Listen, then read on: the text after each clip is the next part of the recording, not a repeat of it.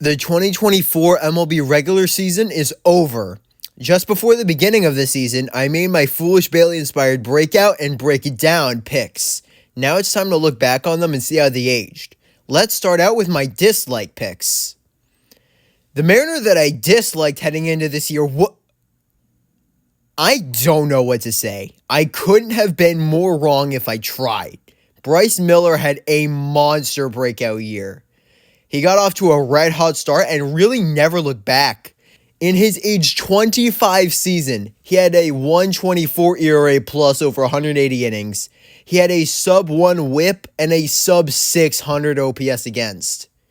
I won't complain about being wrong. As a Mariner fan, I am so glad to see him have this kind of breakout.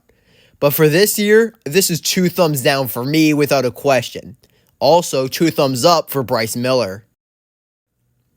This is actually a tough one to grade. Coming off an amazing 2023, Justin Steele battled through hamstring and elbow injuries, holding him to 134 innings.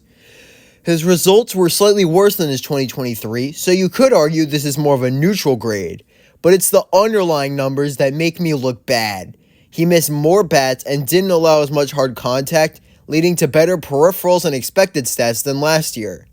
I expected his four-seamer to regress to some extent. Instead, it pitched slightly better. This is a thumbs down for me. I was skeptical and I was wrong, but at least it wasn't near as bad as the pick before it. Gabriel Moreno is the quintessential neutral grade. His overall numbers did improve a bit, mostly due to him cutting down on the chase and learning to walk. He walked almost as much as he struck out. But his batted balls, particularly his ground ball rate, kept him from being a great player, and overall he didn't really improve or decline from his 2023, particularly when accounting for the expected upward trajectory of his aging curve. This is a neutral score for Gabriel Moreno. Look, I'm not that guy to enjoy a player's downfall, but given how I've started, I'll take it, I suppose. Evan Carter did miss considerable time due to a back injury, but when he played, he was bad. His WRC plus from his insane 2023 cup of coffee was more than cut in half. His average exit velocity dropped by 3 miles per hour, and his walk and barrel rates saw massive decreases. In a pretty wide open AL Rookie of the Year race, he was never in contention. I still think Carter will be great over the long term, but for 2024, I nailed this pick.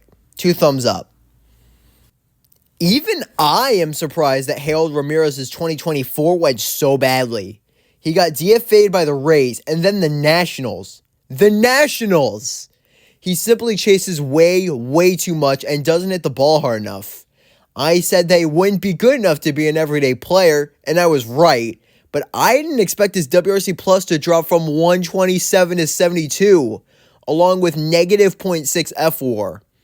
I don't want to see anyone fail, but I got this one right. This is going to be a 2 thumbs up. Overall, it's a +1 for my dislike picks. Now let's go to the hitters that I liked, which unfortunately isn't going to go particularly well. Here's why.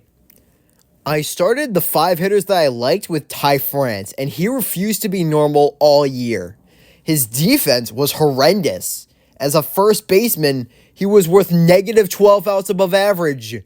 -12. However, I'm more focused on offense, where it was still disappointing. He struggled with the Mariners, who shockingly waived him. And although he got off to a good start with Cincy, it didn't last. He finished 2024 with a 93 WRC plus, a 12-point decrease from his 2023 numbers. He wasn't bad enough for 2 thumbs down, but it's absolutely 1. I don't actually think Brett Baty was that bad, but any hopes of him living up to this pick ended when Mark Vientos broke out. Baty's 2024 was mostly based off of cutting down on the strikeouts and pulling the ball more, but he struggled against the four-seamer and finished with an 83 WRC plus. He had good fielding numbers, giving him a respectable .5 FWAR over 50 games, but again, this is more about the offense. His 2024 was an improvement off of his 67 WRC plus in 2023, but a still well below average hitter was not what I was hoping for. His long-term role with New York is now far less certain than it already was, and maybe a trade is upcoming. This is another thumb down. My best position player pick. Michael Massey didn't break out in 2024, but he absolutely had a good year. He raised his WRC plus by 30 points, becoming a top of the order bat for the Kansas City Royals. But the way he did it was fascinating. He's always chased more than the league average, but this year he became a complete free swinger. He didn't walk at all, but he also didn't strike out much somehow, and pulled a ton of fly balls, putting him on around a 20 home run pace over a full season while hitting for a good average. There is an argument for this to be a 2 thumbs up pick, but I'll settle for 1. Still, really my only successful hitter pick. Well, this is a tale of 2 paths. I initially picked Shea Langoliers as my catcher pick, and he had a wonderful season, hitting 29 home runs and raising his WRC plus by 23 points. But, as most of you are probably aware, Foolish Bailey also picked him prior to my video coming out. I pivoted to Jake Rogers, who got benched twice and had a pretty dreadful season. His WRC plus dropped from 98 to 71 and he hit under the Mendoza line. He cut down on his strikeouts a little bit, but it came at the expense of his batted ball quality. Even as an excellent defender, he just wasn't worth playing. If I had picked Rogers alone, it would be 2 thumbs down without any hesitation. But with the Langoliers situation, I'll be nice to myself and give myself just 1 thumb down. Brendan Donovan had a good 2024 season, but it's not in the way that I expected. The pulled fly balls that I was hoping to see carry over from his 2023 were there, but not to the extent that I wanted to see. Donovan's 115 WRC plus this year was eerily similar to his 2023. Good defense at second base gave him more value, but he didn't break out offensively. He did slightly beat his projections, but I was hoping for more. This is going to be a neutral grade for Donovan. For the hitters, that's an overall score of -2, which if it isn't obvious, is bad. But finally, the pitchers that I liked, and this is where things are going to take a turn. I predicted that Logan Gilbert would establish himself as the 1C pitcher in the Seattle rotation, alongside Luis Castillo and George Kirby, but it turns out that was conservative. He outpitched both of those guys. He led MLB in innings pitched and also had a 3.23 ERA, and his underlying data was even better than that ERA. An unlucky second half took him out of the AL Cy Young race, but he might end up a finalist, and it would be very well deserving. He led baseball in innings pitched and whip. This is going to be 2 thumbs up for Logan. This one hurts. For the longest time, I thought this was going to be my best pick of the year. There was a big stretch of the season where Ranger Suarez was in downright Cy Young discussions. He had a 2.76 ERA over 114 innings in the first half, and then injuries and bad performance in the second half led to a back half ERA of almost 6. This was still a good year overall for Suarez, but his full season stats just aren't that impressive. This is, shockingly, only 1 thumb up. It's a good pick. It's just not what I thought it would be. Okay, this is it. Hunter Green was my best pick of the year. A pick that might be good enough to rival Foolish's Austin Riley and Steven Kwan. Maybe even Chris Sale breakout picks.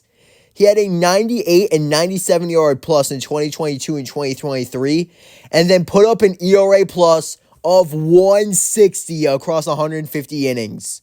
He was an all-star, and it was completely warranted. It's really unfortunate that elbow inflammation took most of August and September away from him, because he really could have given Chris Sale and Zach Wheeler a serious run for their money in the NL Cy Young race. This is going to be 2 thumbs up, and it would be more if I had more than 2 hands. Great job, Hunter. Wow, these pitcher picks are going well. Hopefully my next pick will be able to keep this momentum going. Yeah, this pick was an absolute disaster. Picking a 34-year-old to surpass expectations isn't the easiest thing, but my goodness, this pick aged poorly. He finished 2024 with an ERA of almost 6 over 131 innings. Not much else to say. 2 thumbs down. This is probably it for Hendricks' career, and if it is, it's still a great career regardless of how this year went. That's a good way to finish it off, though. Yuki Matsui was a big piece of a good bullpen for the Padres, a surprise playoff team. He did struggle with his command a bit more than I expected. He walked over 10% of the batters he faced, but he also struck out a lot of batters and didn't get barreled up much at all. A 3.75 ERA over a 62 innings isn't super impressive, but a 2.92 StatCast expected ERA is. This isn't good enough of a pick for 2 thumbs up, but it's absolutely good enough for 1.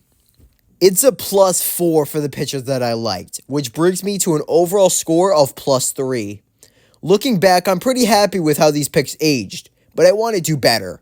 I learned a lot about sabermetrics this year, and I think I can do better next time around.